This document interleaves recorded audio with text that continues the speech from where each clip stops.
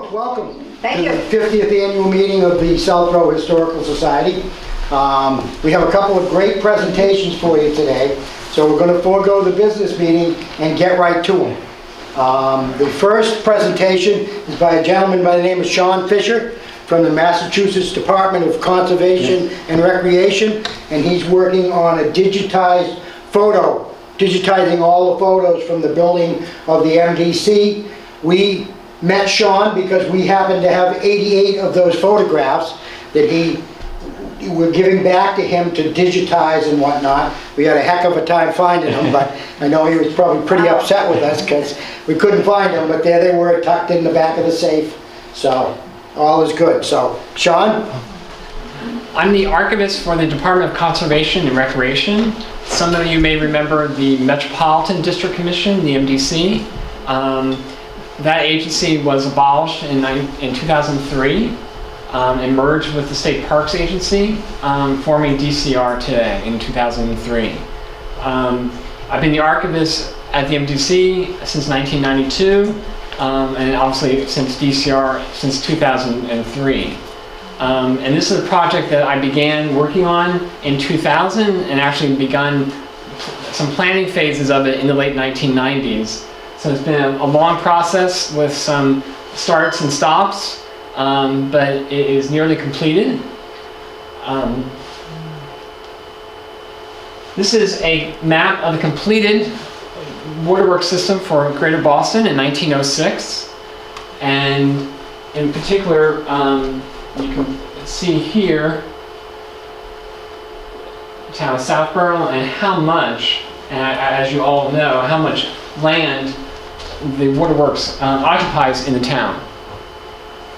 It was originally conceived by the Boston Waterworks, the Boston Water Board, in the 1890s, early 1890s, and the state took over the waterworks system in 1895, and then in 1896 took over the construction process for Sudbury Reservoir.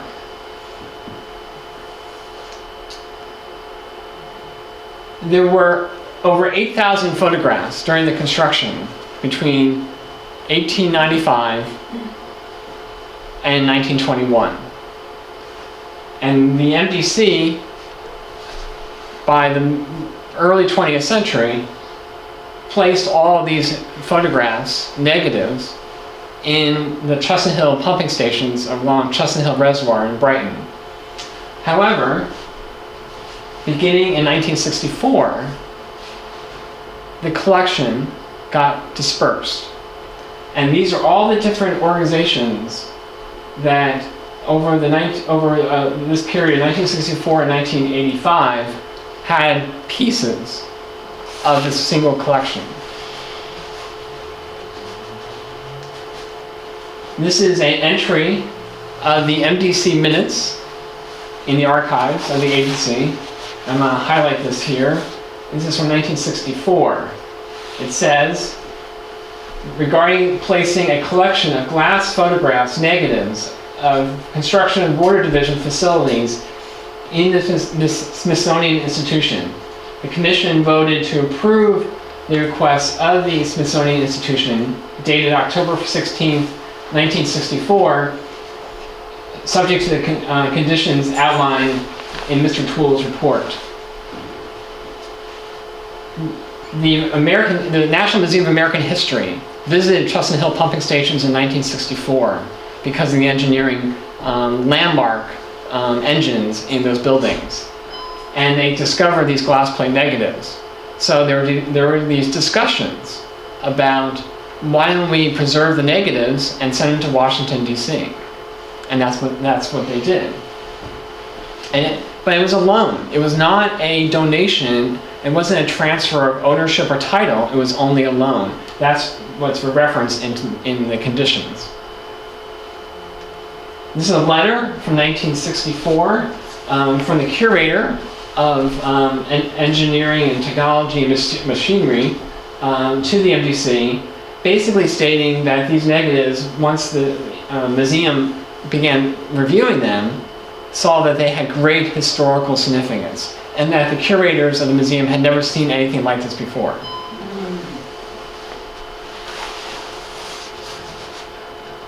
When I took the job in 1992, this was in my office.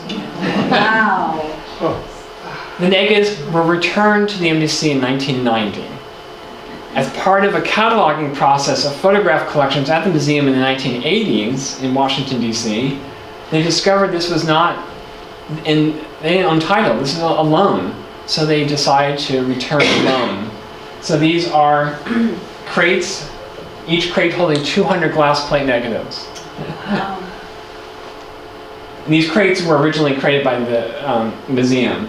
These are not the original crates from the turn of the century. But as part of that disbursement in the 1960s and 70s, this is West Boylston Historical Society having 3 crates. The Boylston Historical Society having a crate and some volumes of the prints from those glass negatives. The Public Library of West Boylston having more of the volumes of photo prints from the glass. And in 1980, the MDC transferred one partial set of the prints. Each negative was officially printed twice and bound in these volumes. So there were 2 official sets, and this was a partial set.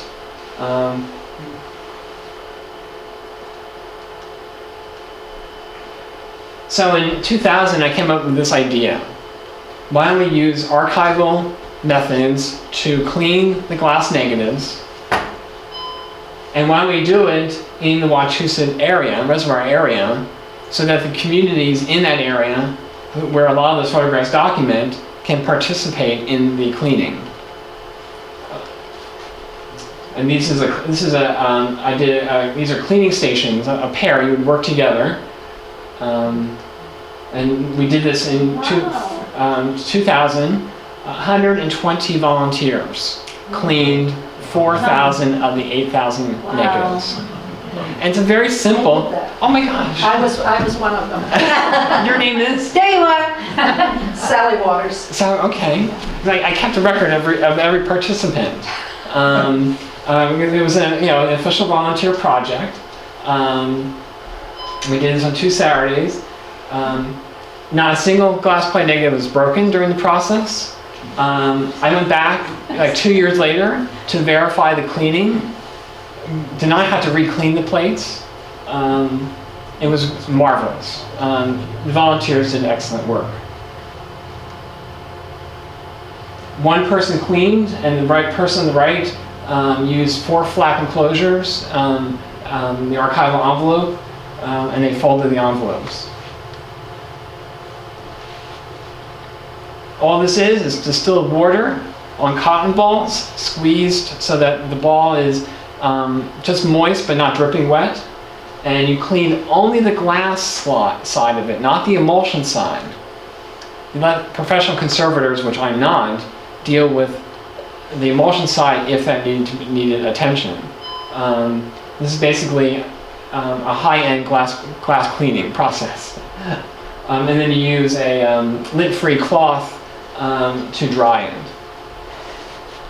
This is important when you're imaging through digital technology, because you want the least amount of surface dirt on the negative as possible, so that your image quality is higher.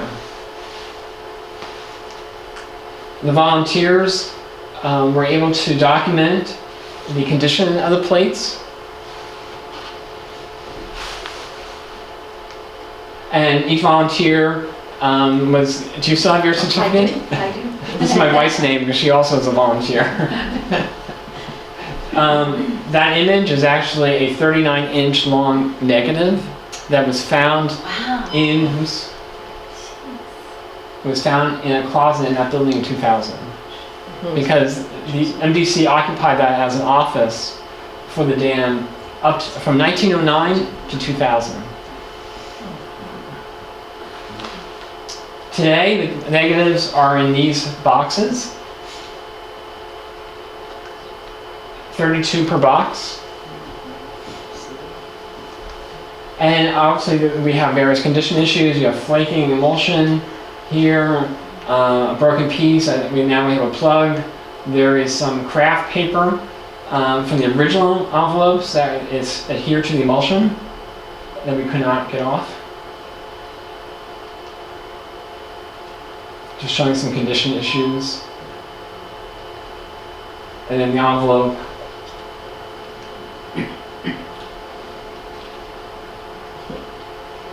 Two pieces, 4 pieces, 10 pieces. You can create very simple enclosures for broken plates. Basically, these are 6.5 by 8.5 size. You just expand it to 8 by 10, and then you create this little buffer, so the two glass pieces are not rubbing against each other. And they take all types of formations, configurations.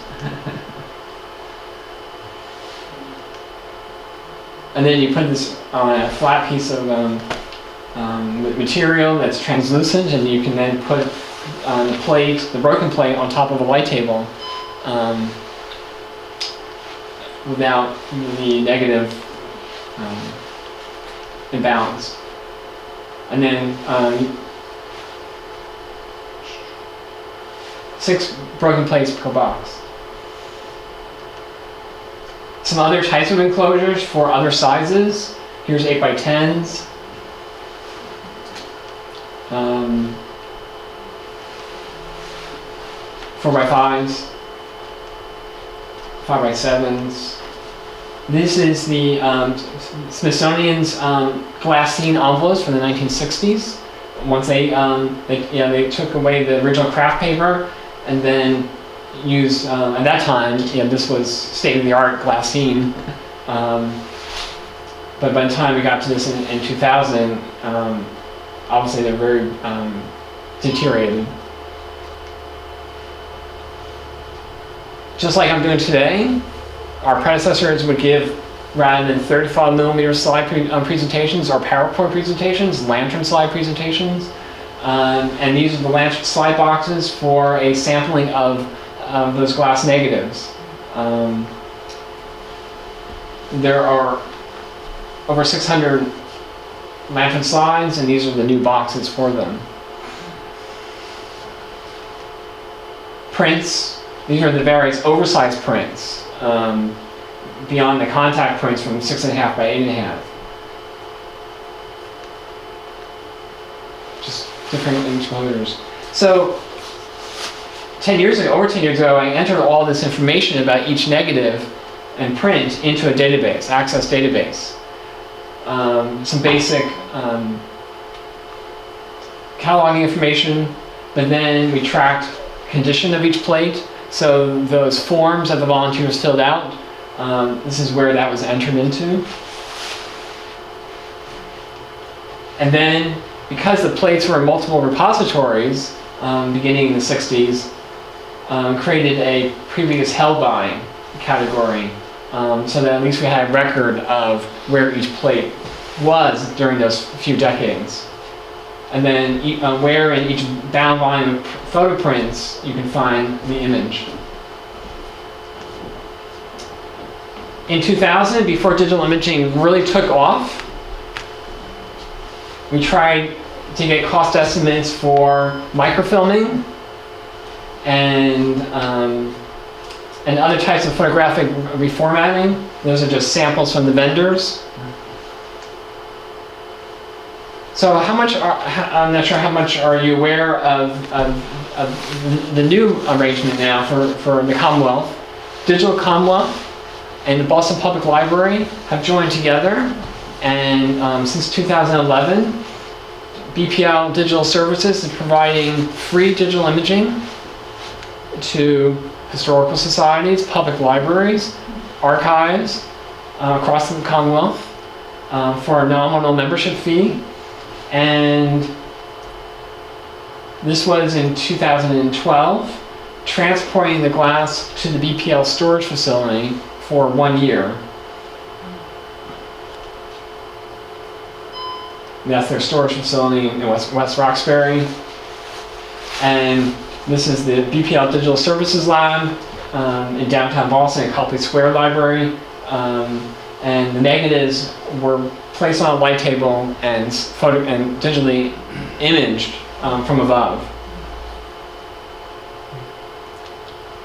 Here's the website for Digital Commonwealth. It's digitalcommonwealth.org, very simple. There's now, as of today, over 118 repositories, and obviously countless more collections. The Waterworks photographs went online last fall, late September. Here is the collection page. And we have various links below this main paragraph. But I'm going to show you, of that 8,800, 454 are images within Southborough. And then you can also see that ranks, fifth of all the cities and towns in this collection, of which there's about 50 cities and towns.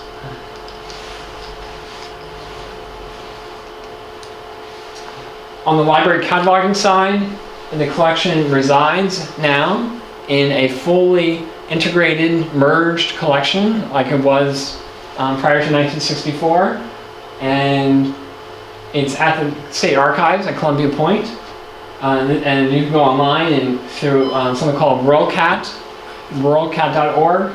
Here is the cataloging record for the collection, and another ruralcat has another type of format interface online. It's the same thing, just a different look. And this is my archives management webpage at DCR, and there's a link to Digital Commonwealth, and then two documents. There is, on the right-hand side, a shorter version of this PowerPoint that you're seeing now, and on the left-hand side is a very long, comprehensive history that I have written on this archive collection itself, detailing all the photographers who took the photographs that we know about, and also how this collection got dispersed and how it came back together again.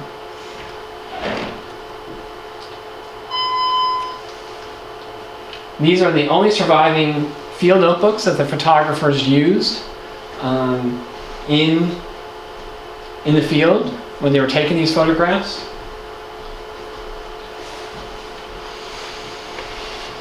This is a 1907 pamphlet once the Waterworks project was, during the main phase of the construction, was completed. And this is a list of all the different city and state agencies that have come to form now today's water supply system for Greater Boston. And since 1985, there is this dual joint stewardship between Mass Water Resources Authority, and then originally 85 the MDC, and then since 2003 DCR. But I also just want to briefly conclude on some other slides. You can find some other information that we have not posted online, but other university libraries and the Boston Public Library have placed online that relates to the Waterworks facilities here in Southborough. On the BPL website, you can look at read the annual reports on the Boston Water Board online, especially during the 1890s, early 1890s period, and read about the construction here. Something called Hathi Trust. It's a university-based digital library. This report from 1895 is the major planning document for the expansion of the waterworks system into the metropolitan area. You can read that online now. And you can read the Metropolitan Water Board's annual reports online too.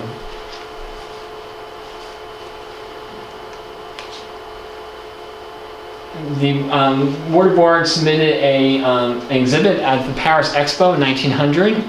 And you can read a history of the water system that they submitted as part of their exhibit, also online. And I'd like to conclude on something totally outside of the waterworks. The gentleman on the right is John Burnett.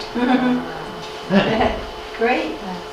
And I'm not sure how much you were aware, but John Burnett is a founder, or original commissioner of the Wachusett Mountain State Reservation Commission. And that was a county-based, there were 8 county-based state reservations, beginning with Mount Greylock in 1898, all the way to Walden Pond in 1922, and then beginning in the late 60s, and at 3 different intervals later, these 8 state reservations came into the state park system. So I have visited every single state park office in the Commonwealth as part of a statewide records management process for state parks. I'm climbing up the ladder to the Wachusett Mountain State Reservation Commission, the Wachusett Mountain State Reservation Office in Princeton. I found these early documents about the management of the state reservation, including this field notebook outlining photographs taken by the superintendent.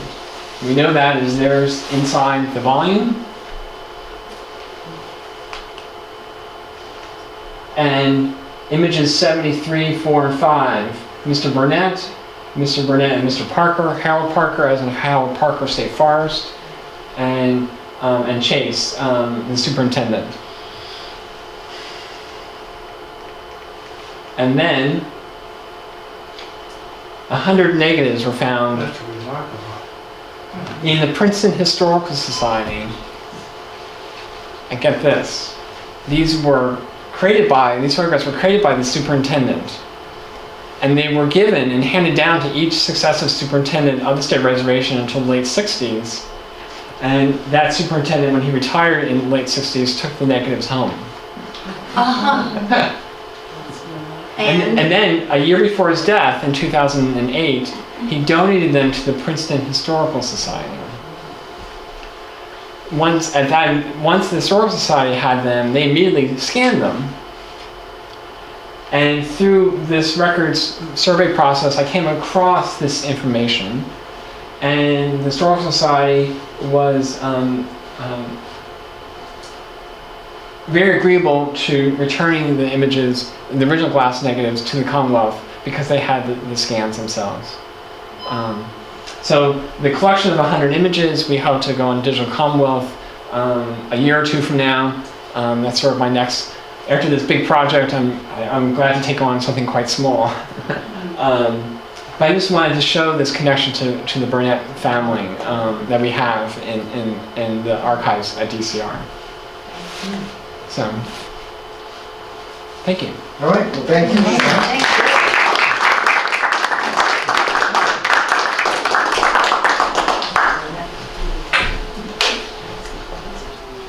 And this is the reason you came here today. Yes.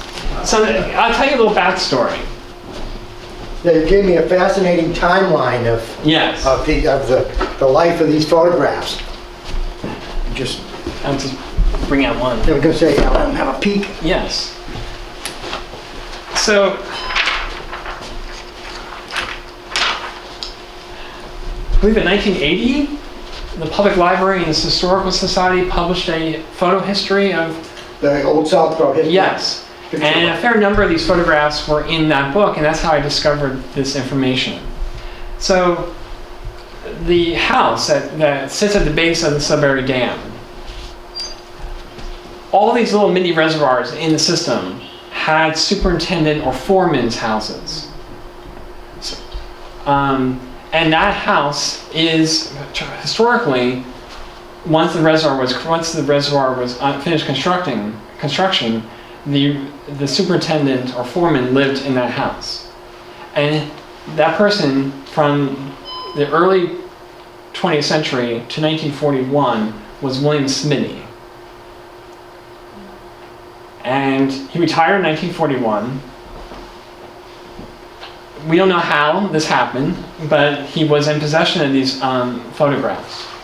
And these are real estate taking photographs. The Boston Water Board took, and they document the houses and buildings that were going to be taken by the city for the reservoir.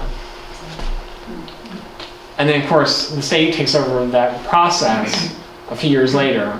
So the negative, the photographs were then transferred from the city of Boston to the state. So somehow they end up in Smitty's possession in the superintendent's house. He takes them, when he retires, I guess he takes them home with him to his new residence. His son, after his father dies, gets possession of them and donates them to the Southborough Public Library in the 1970s. So in 1980, there's this great photo history, which a lot of them are in. I discovered this timeline, and in 2000 and 2001, working on this larger project, visited the public library and offered, we in order to rehouse this entire photograph collection, we spent $20,000 for archival supplies. It's a lot of money. So I had offered the public library to purchase these Mylar archival enclosures for each print. And made 2 visits to the library, one to inventory each image, and then 2, then come out and put the Mylar enclosures around them. And I have an Excel worksheet listing in each image, because they're very nicely labeled with a number, and some of them have real estate information in the back.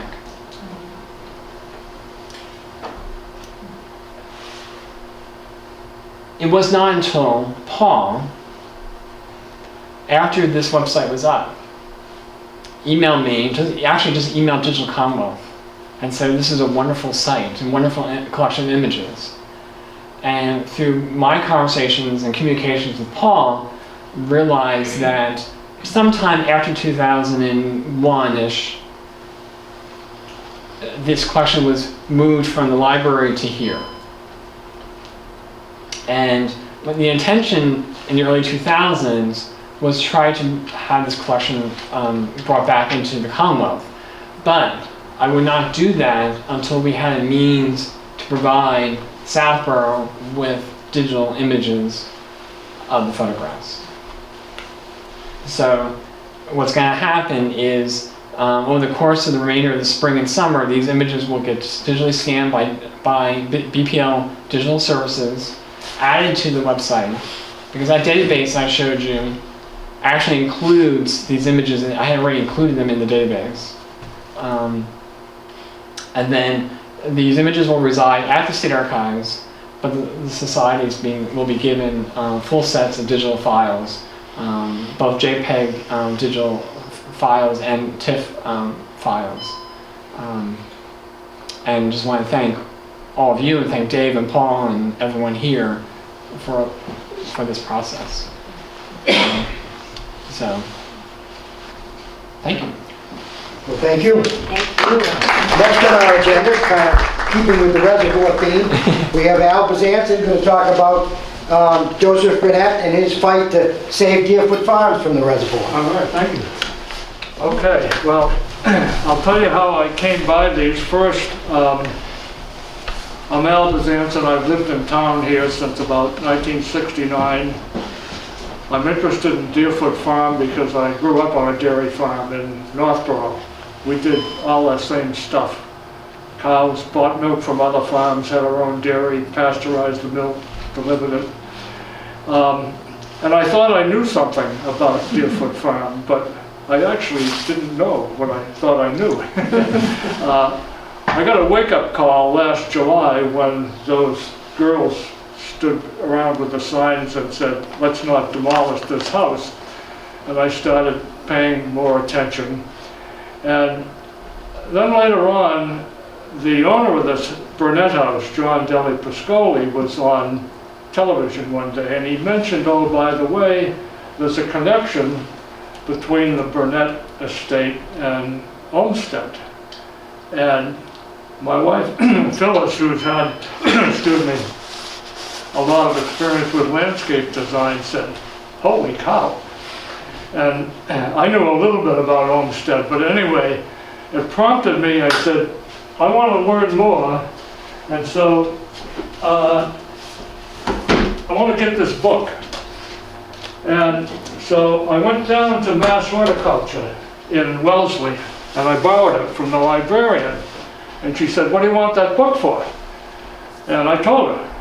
And she said, she whipped out a publication which was Olmsted Projects in Massachusetts. And she said, did you know that Olmsted did 3 projects in Southborough? The Joseph Burnett Deerfoot Farm Estate, the Sears Estate, and St. Mark's Church, no, St. Mark's School. And if you want to know more about it, go to Brookline and talk to the librarian there, Michelle Clark, and you're going to have to give her the project number, and here's the project number. Which, and by the way, that information is on the, if you go on the Frederick Law Olmsted website, you can find those project numbers and all of that. So anyway, I sent her an email that I was interested in this project number 1432 about Joseph Burnett. No answer. 2 days later, I found in my mailbox a DVD with plans on it. And there were, this plan, 1894, plans of the Burnett Cemetery, Olmsted designs, planting lists for the cemeteries. So that's the first part of it. And the next part is there was, in addition to those plans, perhaps a dozen or more letters, correspondence between the Olmsted firm and the Burnett family in connection with the project. And those documents are in the Library of Congress. And my daughter lives in Virginia Beach, and so she went to the Library of Congress one day up in DC and she copied all those, and I have them in a book here. So that's a little bit of the background. Now, the plan, what prompted all of this is 1894. And what it is, it's a, these are all these numbers are elevations, because at that point, the reservoir was, well, the planning was well along, it's going to happen. And of course, it was going to have a big impact on Joseph Burnett's land here, but on his Deerfoot farm, which was about 100 yards from behind the stone house. And that's an interesting point, because all the time that I lived here, I did not know that the original Deerfoot farm buildings were right there. I thought they were down where the foundation is, down closer to the school. And it turns out a lot of people in town thought the same. So that was one pretty interesting thing about this. Now, this was, to get your bearings, Main Street, Parkerville, Deerfoot Road, the Stone Mansion. This is the 4.7 acres that belongs to the Burnett estate, well now John Deli Pascoli. And this 7 acres belongs to DCR. So this is going to be park forever, right? So now this property is really surrounded by public roads and park, and that's kind of interesting because you know, it's there to admire. Now, back in the day, this was quite a, if you look at some of these photographs, like this one here, it was a real show place. Joseph Burnett, it turns out, was very interested in horticulture. Well, you look at that display over there, that's what it's all about.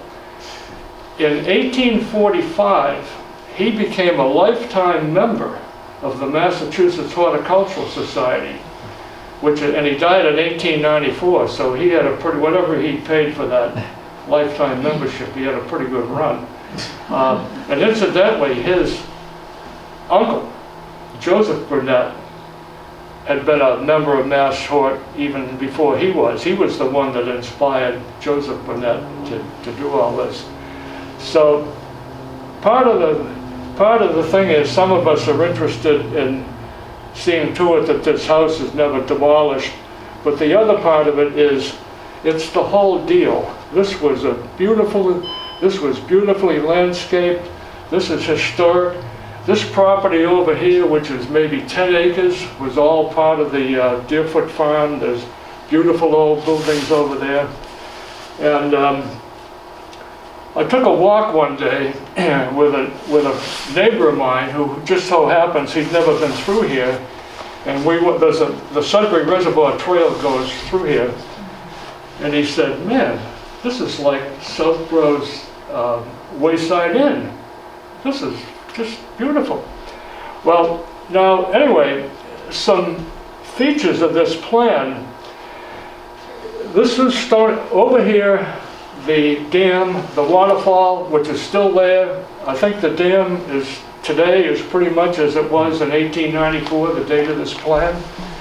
And you'll find a lot of pictures in Sean's collection of this Sawins mill. This was quite a deal. It was a grist mill. He had a sawmill there. And by the way, the stone house, which is probably familiar to most of you, it's right on Deerfoot Road. That's where the stone was cut to build for the mansion. And I believe there was a water wheel right there. It's right next to the water, and I think there was a water wheel there for the stone cutting equipment. So, and by the way, that building is in remarkably good condition. Well, you know, it's stone. The roof is bad. This carriage house, which was built later on, I don't know, maybe 20 or 30 years after that, is still in pretty darn good condition. And then there was another one called the summer house, which you'll see in a lot of the old photographs. That was the original location. Now it's over here, and it's in pretty tough shape. Now, so anyway, here's Stony Brook, and the elevation of that brook was 243.5 feet. And the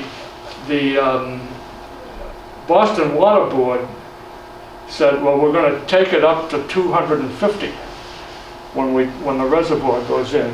And if you look at the elevations on this plan, you'll see it's below 250 feet, a lot of this and even over here.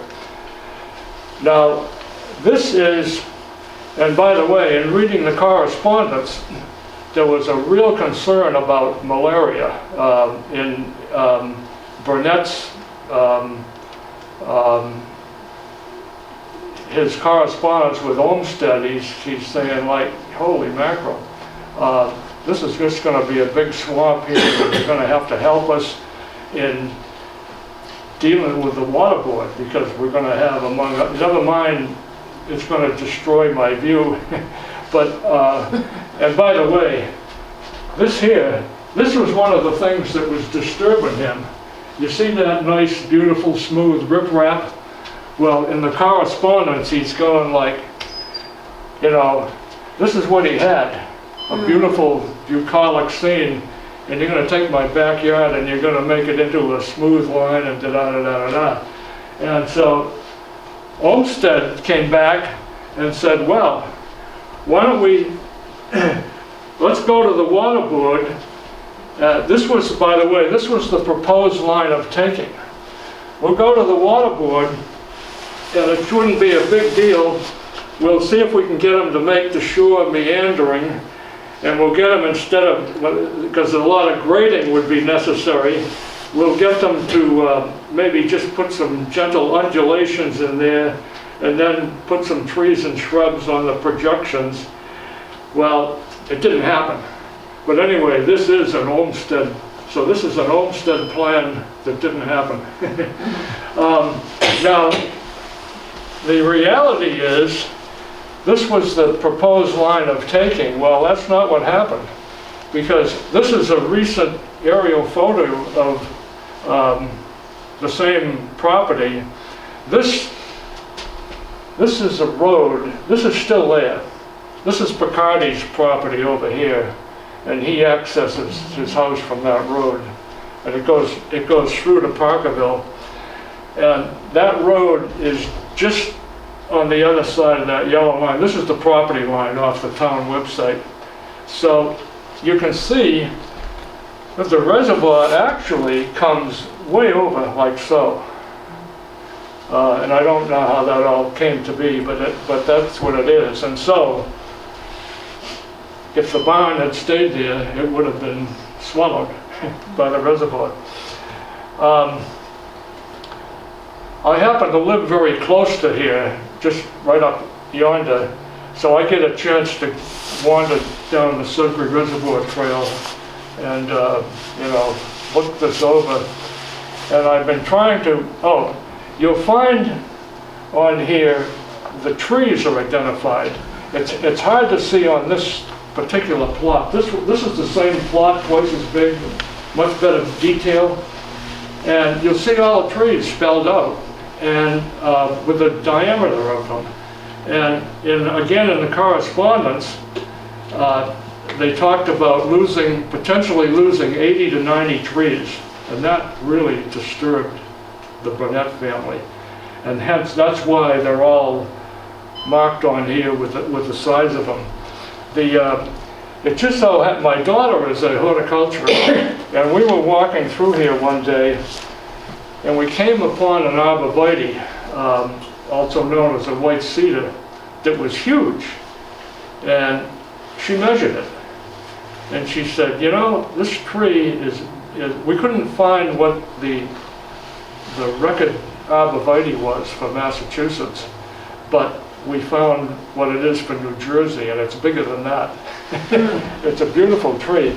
Now, this plan shows an arborvitae here and here, and it might possibly, this is like a foot and 1.2 feet in diameter, and I haven't been able to find it in any of the photographs. I have to do some triangulation to see if I can see if it's the same tree. But it would be interesting to see if that 1894 tree is still standing. The other thing, that if you're familiar with this property, there's some gigantic maples that are dead right along in here, and you think, man, those trees must be 200 years old, but they're not on the plan here. There's also a huge beech tree on the, which if you drive down Deerfoot, it's a hallmark of that property. It's gigantic, and it sits about here, and I don't see it on that plan, so it's hard to tell the age of a tree by its diameter. Depends on, what it gets for water and all of that. There's an interesting story that some of you have heard. Right here, there's a pear tree, and it's good size. I think it's 1.5 feet in diameter. And in this book, which is in the there's a couple copies of it in the Southborough Library. You can't take them out, but you can read them there.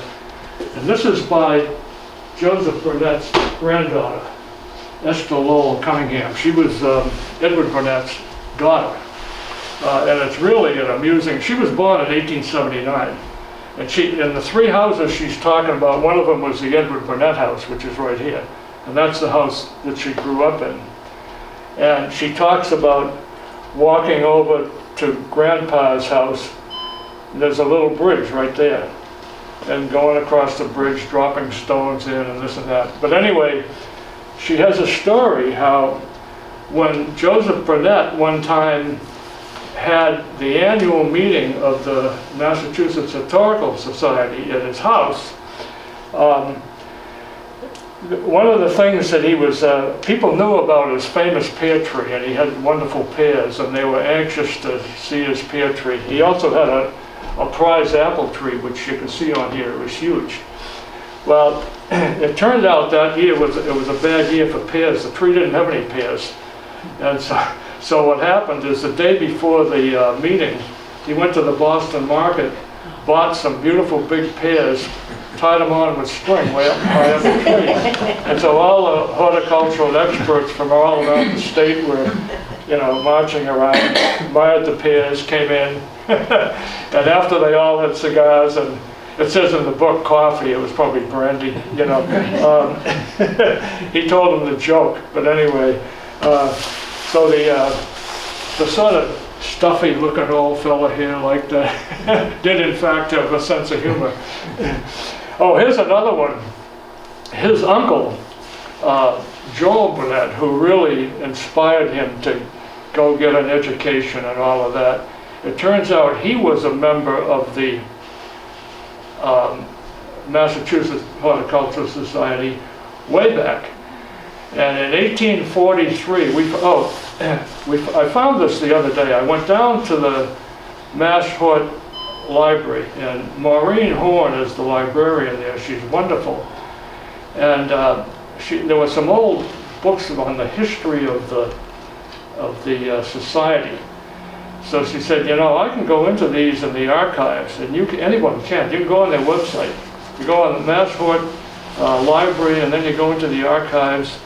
And she actually wrote out the procedure for me, and you find the book, and you do a search. And we did a search on Burnett. Well, what came up was Joel Burnett, 1843. The big problem then was infestation of fruit trees. They didn't have the technology to deal with the critters. And there was one critter that was really bothering them, and they were often a reward for somebody who could figure out how to deal with it. So Joel Burnett did a lot of homework and on the biology of this beast, but he says I can offer no way to solve the problem other than shake the tree.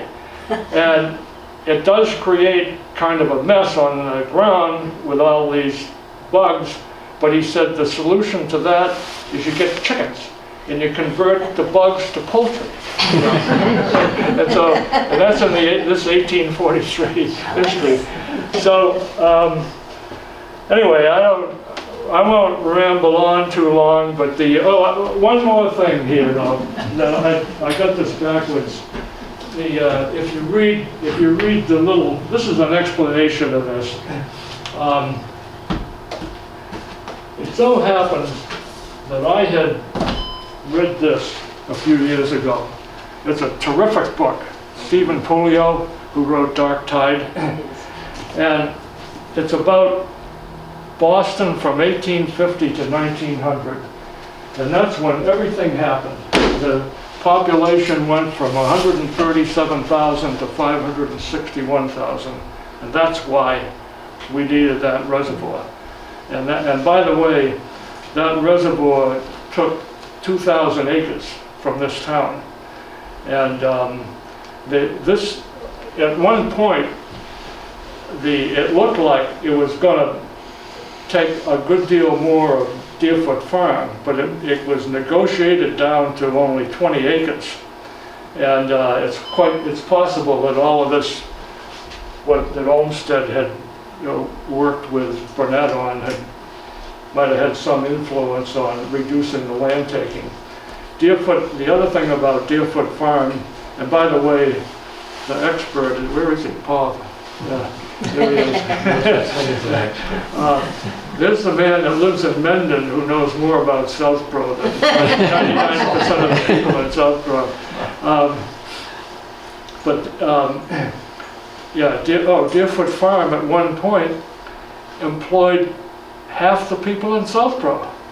They were buying milk from 129 farms in 1911. They were at the forefront of technology. They were one of the few dairies in the country that pasteurized milk in the bottle. It was all about quality. The Burnett family, they were tremendous marketers. They, you know, everything they did was quality. And they got more money for their milk, for their cream, their butter, than their competitors. They had their own retail stores in Boston and New York. And if you follow through that whole family history, that was the hallmark of what they did. It was all about quality. So, you know, anybody who wants to ask some questions, I've got all kinds of material about Olmsted here. I read this is a terrific biography of Olmsted, and he had a lot in common with he was born the same time as Joseph Burnett, and it turned out Edward Burnett, who was Joseph's oldest son, ended up working with Olmsted. Edward Burnett went down to, he got to know the Vanderbilt family because he had become a farm architect. He did some revolutionary barn design, which you can find out about in Paul's book. Went down to Staten Island, where now the gentlemen farmers, wealthy gentlemen farmers were setting up on Staten Island, got to know Vanderbilt. Went down to Asheville, and so Edward Burnett was the clerk of the works on building the Biltmore estate down there, in which he worked with Frederick Law Olmsted. So we've been sort of like trying to determine what connections Frederick Law Olmsted might have had with this property, with the Burnett family, and that's about, we haven't turned up too much yet, but we haven't, you know, made an exhaustive study of it. So, I'd like to know, you know the drainage ditch? what's that? The drainage ditch that goes across the property? Yeah, what is that drain?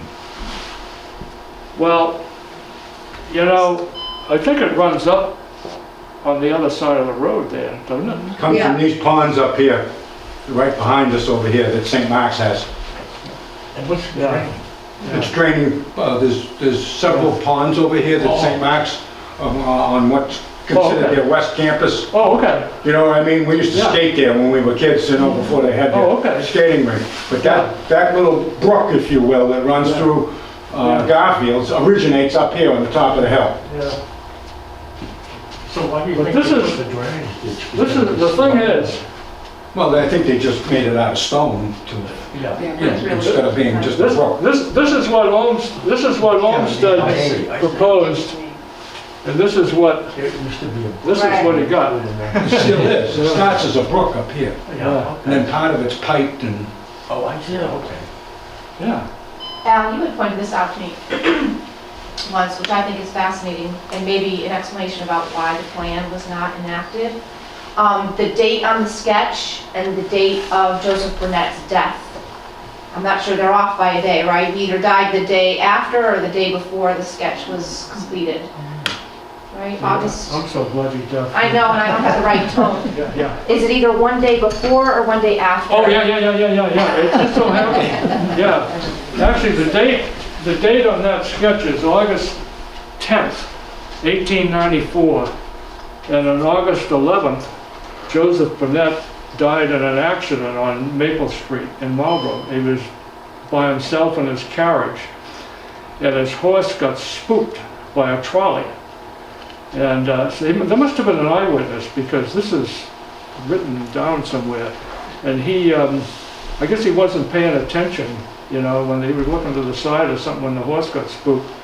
And he got thrown and I guess he had a head injury. And so Robert Burnett took over all of these negotiations with Olmsted and with the Boston Water Board and all that.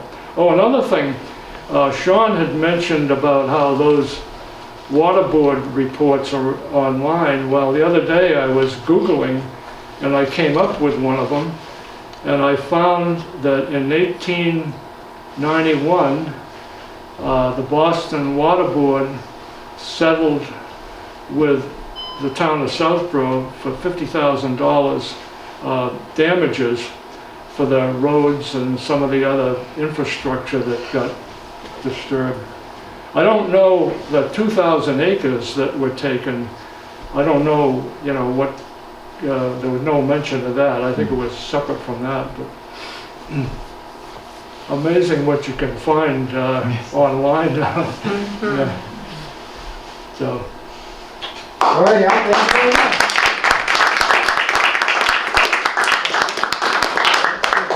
You know, my, four different runners.